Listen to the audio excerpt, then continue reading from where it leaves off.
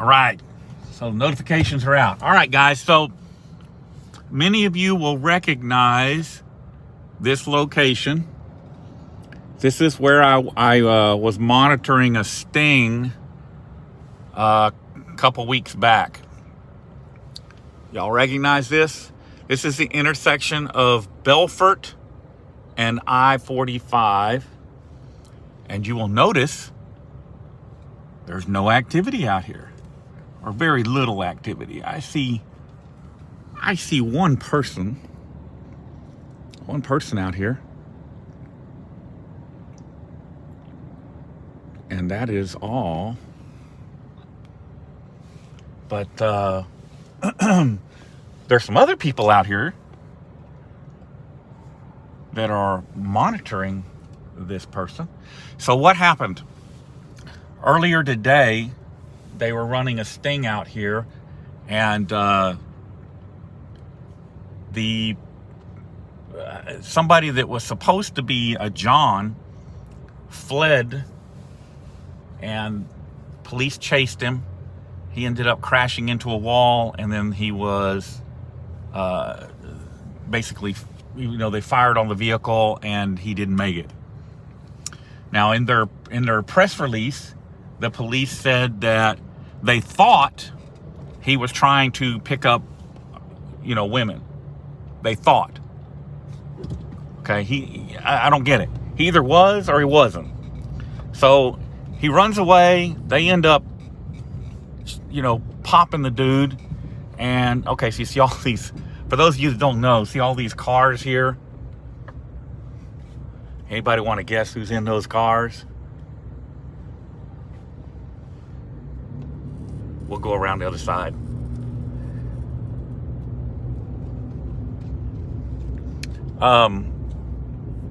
There was a firearm located in the floorboard of the vehicle. Not that that means anything. But after the accident, there is body camera footage, and they say they'll release the body camera footage eventually. So, I haven't seen exactly what happened. Oh, dude, don't run into me. Georgia license plates? Oh, come on. So, for those of you that don't know, a lot of these police departments, see if he's gonna rush up on me. No, he's not. A lot of police departments will use out-of-state plates on their undercover vehicles. So these two are leaving together. Somebody's called them and told them I'm here, I'm sure, because they are in a hurry to get out of here. So let's go.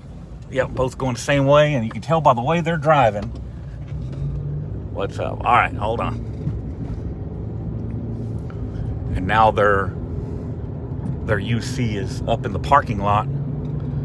So let's go this way and see what we got. They sure in a hurry to get away from me.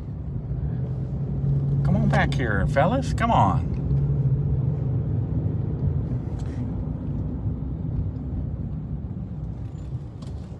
Don't y'all wanna visit?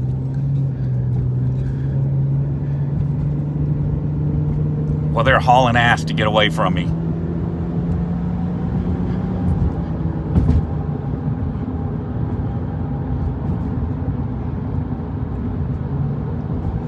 And they're jumping up on the freeway. That's right, run. Won't be any more shootings of innocent people out here tonight. I'm going to be in the area all night long, and I know you guys are watching my videos, so you know what's up. I'm going to be here all evening long monitoring this area. So you just take yourselves on off somewhere else. Can't determine whether the guy was for sure picking up people or not. And you're going to chase him, cause him to have an accident, and then, as he's there in the vehicle. I mean, I don't know if they were using undercover vehicles to chase the guy, or if they use marked patrol units, okay? But think about that for a second. You're out here in this area, and this is a rough area. Somebody starts chasing you. Are you going to run from them? I'm sure not going to pull over. Let's go see if the UC is out of the area too. I'm not pulling over. So he's trying to run away, ends up getting in an accident, and then instead of standing back and waiting, they rushed the car. Well, if I thought I was fixing to get jacked, of course I'm going to have some kind of protection ready to go. So I don't know. Like I said, I'm guessing. Till I see the body camera footage, I can't say for sure. However, they didn't say anything in the report about the guy pointing a gun at them. There were no shots fired by the individual. All they say is when they got him out of the car after they, riddled him, that there was a firearm in the floorboard of the car. They don't even say which side it was on. So the body camera footage should answer all those questions for us, if they'll release them. They say that they will always, this just comes from Mayor Turner and the chief of police, within 30 days of any critical incident, they're going to release, the UC's gone. I don't see her now. She was walking up the parking lot. She went to a vehicle, like one that was parked, not one that was there hunting around. Here's a different one. This one's probably not a UC though. Yeah, neither one of these are UCs.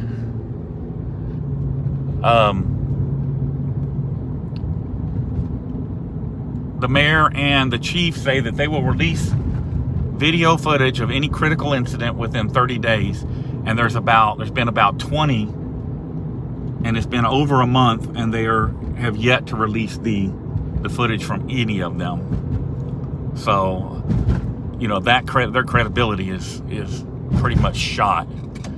But I'll recap again. So earlier today, right here at this location, they were running a sting.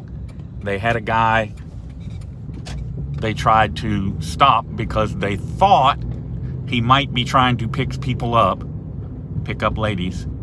And when they tried to stop him, he fled. He hit a retaining wall. And as they approached the vehicle, for whatever reason, they fired on him and killed him. And, I have questions.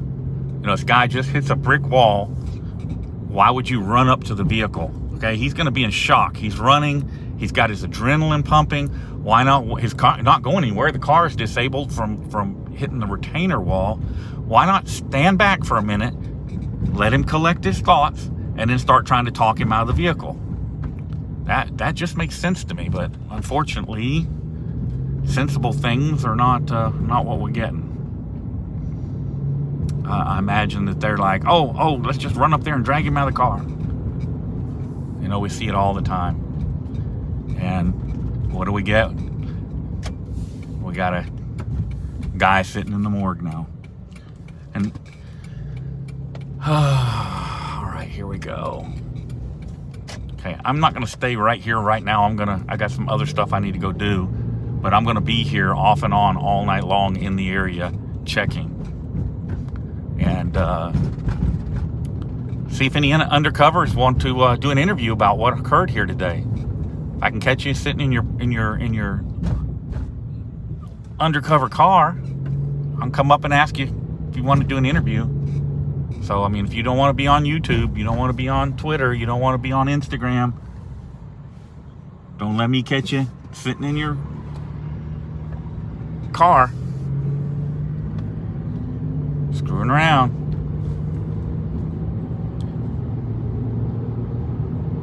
Yeah, if you guys, it's real easy to control the narrative when there's no video footage. And really and truthfully, that's what it's all about. This is why, we pushed for body cameras. The cops have to wear body cameras, but then they don't want to release the footage when something happens. They want to hide it. There are so many incidents that we've, where they have had body camera footage that condemned an officer for doing wrong, and they hid the footage, and then a couple years later somebody will sue them or something, and lo and behold, look, there's body camera footage, look at this. but they hide it.